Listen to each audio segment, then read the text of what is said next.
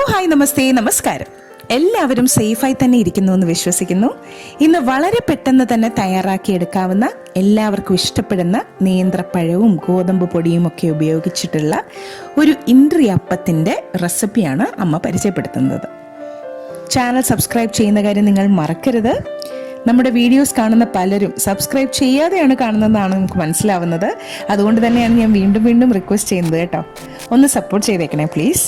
അപ്പോൾ അമ്മയുടെ ബനാന ഇൻഡ്രിയപ്പം കണ്ടിട്ട് മടങ്ങി വരാം. ഇതുപോലെ നന്നായിട്ട് പഴുത്ത 2 ഏത്തപ്പഴമാണ് എടുത്തിട്ടുള്ളത്. ഇതൊന്ന് തൊലി കളഞ്ഞ് നമുക്ക് ചെറുതായിട്ടൊന്ന് അരിഞ്ഞെടുക്കാം.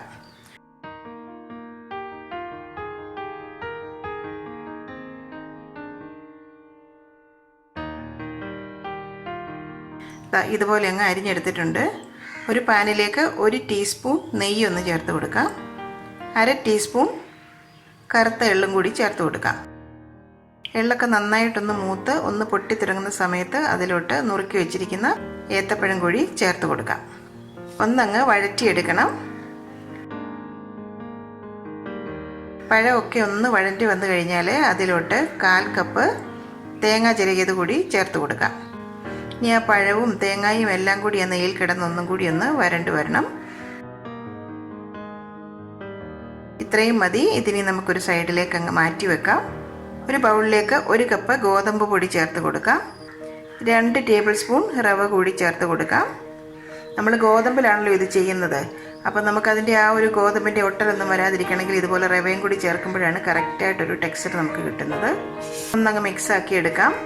1/4 ടീസ്പൂൺ ഉപ്പും കൂടി ചേർത്ത് കൊടുക്കാം. ഇനി അതിലോട്ട് മധുരത്തിനായിട്ട് ഒരു 150 ഗ്രാം ശർക്കര, ഒരു 3/4 ഗ്ലാസ് വെള്ളം ഒഴിച്ച് ഒന്ന് ഉരുക്കി അരിച്ചെടുത്തിട്ടുള്ളതാണ്. അതും കൂടി ചേർത്ത് കൊടുക്കാം. വീണ്ടും ഒന്നങ്ങ് മിക്സാക്കി എടുക്കാം.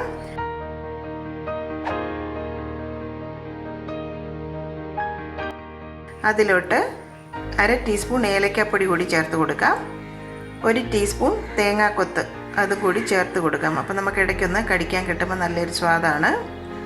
ഇനി ആ വരട്ടി വെച്ചിരിക്കുന്ന പഴം കൂടി ചേർത്ത് നന്നായിട്ടൊന്ന് മിക്സാക്കി എടുക്കാം. ഇതിപ്പോൾ കുറച്ച് കട്ടിയിലാണ് ഇരിക്കുന്നത്, കണ്ടില്ലേ?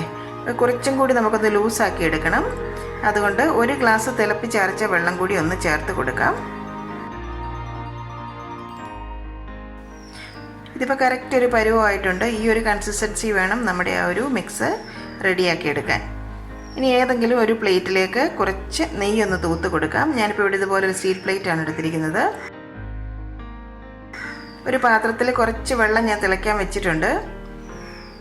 അതിൻ്റെ പുറത്തായിട്ട് നമ്മൾ ആ നെയ്യ് പുരട്ടിയ പ്ലേറ്റും കൂടി അങ്ങ് വെച്ച് കൊടുക്കാം. വെള്ളം നന്നായി തിളച്ച് വന്ന് ഉറപ്പ് വരുത്തണം. ആവിയൊക്കെ നന്നായിട്ട് പുറത്തോട്ട് വന്ന് ആ പ്ലേറ്റൊക്കെ നന്നായി ചൂടായി വന്നതിന് ശേഷം വേണം നമുക്കതിലേക്ക് ബാറ്റർ ചേർത്ത് കൊടുക്കാൻ. ഇനി നമുക്ക് ആ ബാറ്റർ അതിലേക്ക് ഒഴിച്ചു കൊടുക്കാം.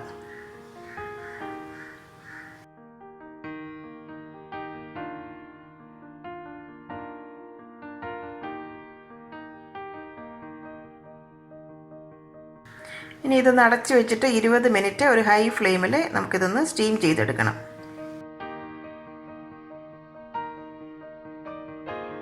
ഇപ്പോൾ ഏതാണ്ട് 20 മിനിറ്റ് കഴിഞ്ഞിട്ടുണ്ട്. നമുക്കൊന്ന് തുറന്ന് നോക്കാം. ഒരു സ്ക്യൂവർ കൊണ്ടൊന്ന് കുത്തി നോക്കി വെന്തുവെന്ന് വേണമെങ്കിലൊന്ന് ഉറപ്പ് വരുത്താം. ഇതിപ്പോൾ നന്നായിട്ട് വെന്തിട്ടുണ്ട്. നമുക്ക് ഫ്ലെയിം ഓഫ് ചെയ്യാം. ഇതിനി നന്നായിട്ട് തണുത്തതിന് ശേഷം ഒരു പ്ലേറ്റിലേക്ക് നമുക്കൊന്ന് കമഴ്ത്തിയെടുക്കാം. സൈഡൊക്കെ ഇതുപോലെ ഒന്ന് ആ സ്പാറ്റില കൊണ്ടൊന്ന് ഇളക്കി കൊടുക്കാം. ഈസി ആയിട്ട് തന്നെ വിട്ട് വരും. നമ്മൾ നെയ്യൊക്കെ തടകിയിരിക്കുന്നതല്ലേ, നല്ല സോഫ്റ്റാണ്, കണ്ടില്ലേ? ഇതിന് നിങ്ങളുടെ ഇഷ്ടാനുസരണം കട്ട് ചെയ്ത് നമുക്ക് പീസാക്കി എടുക്കാം. വളരെ ടേസ്റ്റി ആയിട്ടുള്ള നമ്മുടെ വീട്ടിലുള്ള സിമ്പിളായിട്ടുള്ള ഇൻഗ്രീഡിയൻസ് ഉപയോഗിച്ച് പെട്ടെന്ന് തന്നെ തയ്യാറാക്കി എടുക്കാവുന്ന ഒരു സിമ്പിൾ സ്വീറ്റ് സ്നാക്കാണിത്. 4 മണിക്ക് കാപ്പിയുടെ കൂടെയൊക്കെ ഒരു പീസ് ഒന്ന് കഴിക്കാനും നല്ല ടേസ്റ്റാണ്. കുട്ടികൾ സ്കൂളിൽ നിന്നൊക്കെ വരുമ്പോൾ ഉണ്ടാക്കി കൊടുക്കാനും പറ്റിയ ഒരു സ്നാക്ക് തന്നെയാണിത്. ഇപ്പോൾ ഓൺലൈൻ ക്ലാസ്സൊക്കെ ആയതുകൊണ്ട് കുട്ടികൾ സ്കൂളിലൊന്നും പോകുന്നില്ല, അത് വേറെ കാര്യം.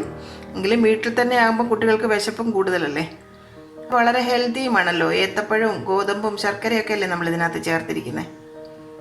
എന്തായാലും നമ്മുടെ സാഹചര്യങ്ങളൊക്കെ മാറി പെട്ടെന്ന് തന്നെ അനുകൂലമായ സാഹചര്യങ്ങളൊക്കെ തിരിച്ചു വരാനായിട്ട് നമുക്ക് എല്ലാവർക്കും പ്രാർത്ഥിക്കാം. വീഡിയോയെക്കുറിച്ചുള്ള അഭിപ്രായങ്ങൾ മറക്കാതെ തന്നെ കമൻറ്റ് ബോക്സിൽ ഒന്ന് എഴുതണം. ഇണ്ടറിയപ്പമൊക്കെ നിങ്ങൾ വീട്ടിൽ തയ്യാറാക്കി നോക്കിയ ശേഷം അതിൻ്റെ അഭിപ്രായങ്ങൾ നിങ്ങൾ കമൻറ്റ് ബോക്സിൽ പോസ്റ്റ് ചെയ്യാനായിട്ട് മറക്കല്ലേ.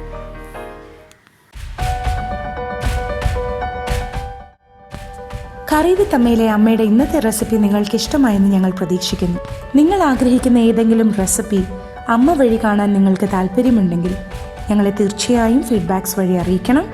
കറി വിത്ത് അമ്മ ഇതുവരെ സബ്സ്ക്രൈബ് ചെയ്യാത്തവരായ ആരെങ്കിലും ഉണ്ടെങ്കിൽ തീർച്ചയായും സബ്സ്ക്രൈബ് ചെയ്യണം. തുടർന്നും നിങ്ങളുടെ സപ്പോർട്ട് ഞങ്ങൾ പ്രതീക്ഷിക്കുന്നു. വീണ്ടും മറ്റൊരു റെസിപ്പിയുമായി വരുന്നവരെ നന്ദി. Good bye.